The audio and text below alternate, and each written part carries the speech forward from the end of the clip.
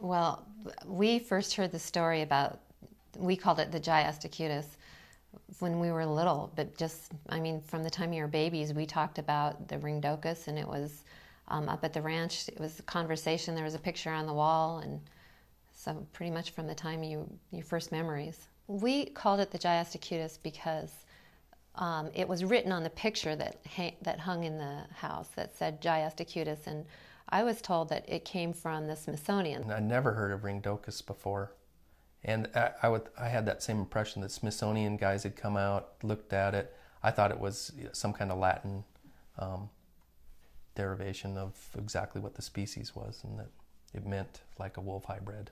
Yeah, I don't know the first time I remember hearing about the Giastacutus. It was probably from the picture. You'd look at it and go, what is that? And then somebody would tell you what it was. And now your great-great-grandfather shot that.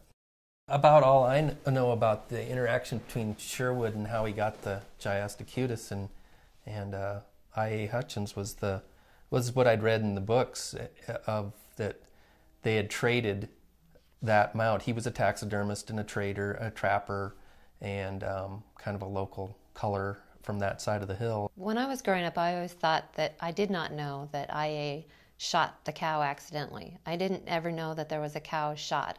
It was always that I.A. traded with Sherwood for the Giastacutus to get the Giastacutus mounted. He supposedly never said anything about it. He was embarrassed that there was a cow shot during the thing. Sherwood was kind of an opportunist, that he ended up with all of these things, including the Giastacutus, because he knew how to mount animals and he was good at it, and he had this kind of little side road show that he got these animals by one way or the other. I.A. had something that Sherwood wanted, and Sherwood wanted it because it was an attraction.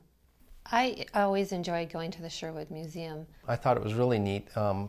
Old style, old front porch. And it kind of had a carnival atmosphere to it. There was some things that he had in the hallway when you were walking in, and just to see all these animals up close, and it was dusty, kind of a smelly place, but I always wanted to explore it, and when he was looking the other way, maybe just go and see what was in the back room.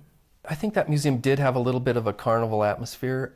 I think all of those little businesses that were along there kind of had their own little signs in a way to grab the traveler off the road. It's close to the park, close to Yellowstone Park, and all of those little businesses that were down there, they had a short season. It was a summer season, so they were trying to there wasn't a barker or anything, but they were trying to get you to come in the door, and there'd be signs before it and after it, come see this. We went up and looked at the Giastacutus in the glass case, and it was pretty ugly, and you'd try to get around the backside and look in his mouth, but he's ugly. His hair was wiry. He wasn't furry. It was a wiry, icky looking hair, and so that was shocking when you would see it. And I remember always thinking, what did they do to his hair? I think that and from the time that I was old enough to really think about scientifically what it could be, I always thought it was a mutant, a cross between something, or a genetic throwback.